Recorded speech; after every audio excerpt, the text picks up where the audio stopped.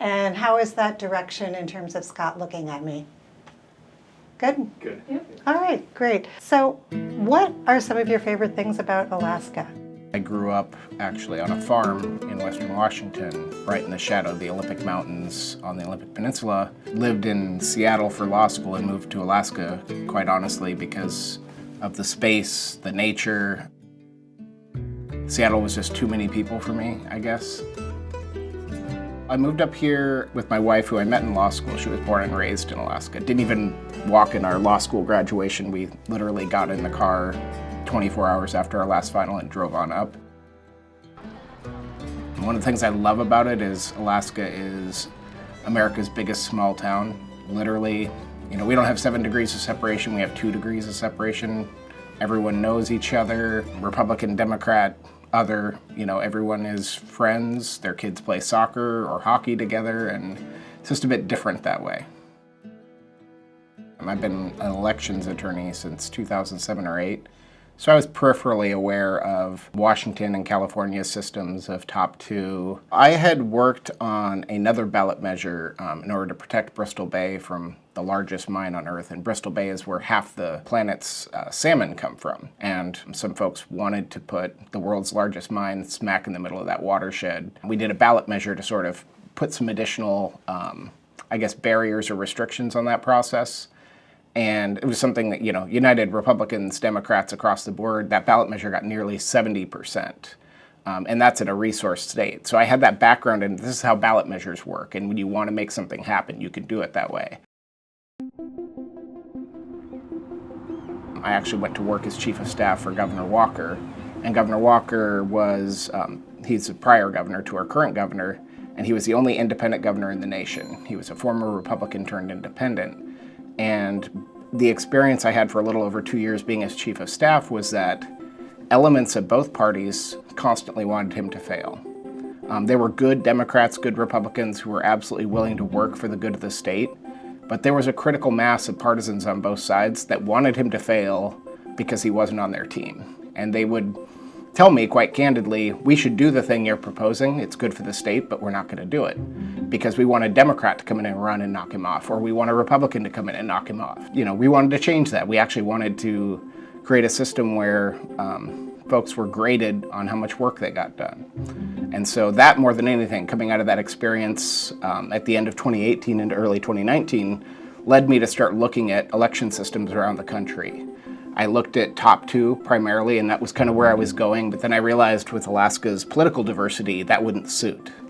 You would often end up with 2 Republicans on the ballot, 2 Democrats on the ballot, or you'd end up with a Republican and a Democrat, but it's a clearly Republican district, clearly Democratic district. Then there became a need for RCV, because you can't have one of those 3 or 4 people win with 40% of the vote, 35% of the vote. You might elect an extremist who 2/3 of the state actually doesn't want. And then we realized the size had to be manageable, because as I looked at RCV, I looked at when did RCV fail.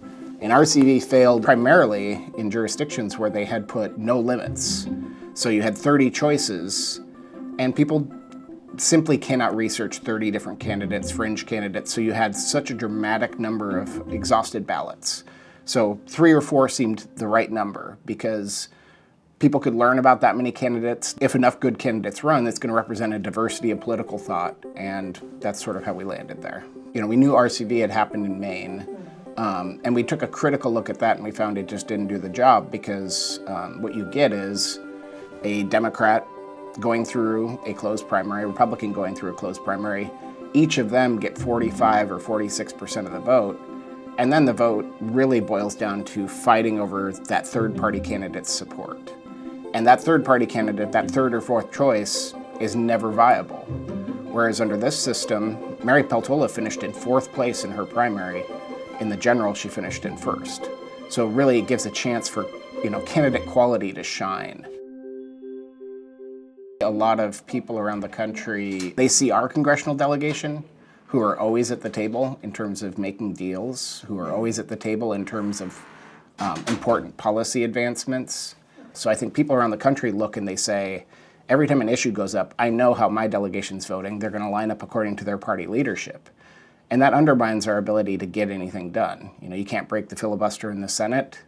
And so you don't fix the border. You don't do important climate change legislation. You don't fix voting rights. There are numerous things that are very bipartisan in nature that we simply don't do because the party decides, if it's not a win for the party, we're not going to do it, which is, it's a shame. One of the big reasons Democrats opposed ranked choice voting here is, quite honestly, it was originally a Republican idea. In 2002, the Republican Party officially supported a ballot measure to have ranked choice voting in our general elections. They lost by 25 or 30 points, but they put the idea forward because in the 90s we had a two-term Democratic governor because Republican candidates were fighting with one another. One was running as Independence Party as a spoiler, one stayed as a Republican, and the Democrat was able to win and, with support in the high 30s, low 40s. It's actually what Alaskans want. Point number 2 I wanted to make is RCV doesn't advantage any party. It only advantages a majority of voters, which is a good thing. There's been some... I do think if you've got a traditional legislative system in your state, you're going to be hard-pressed to tell a group of people who got there by the old system to change the rules of the game that they win every year. But where the citizens can pass something like this, I do think it's very viable, and it's exciting. You can imagine a world in which 3, 4, 5 states have this system.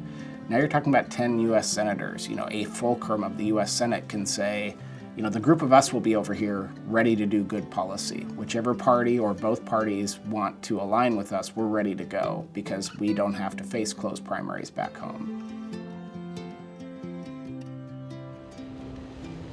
I think one of the things that's lost when I talk to people nationally, I think they look at Alaska, frozen wasteland. It's a bunch of rednecks with guns, and we're very homogenous. Alaska is the most diverse state in the country. Anchorage is the most diverse city in the country. We have, we're sort of the crossroads of the world in this interesting way. Not only the nearly 1 in 4 voters being an Alaska Native, we have huge Hmong community, refugees from the Vietnam War, huge Filipino community. We are such a melting pot, and yet we are such a family. I will tell you, if my worst political opponent had a flat tire on the side of a road in a snowstorm, I'm pulling over because that's how we do things. And that is a microcosm of how we treat people. This is a system that brings out those better angels and depresses the things that drive us apart. Kind of the North Star for me is, what is a better system? Where a few insiders control what happens and control who gets elected?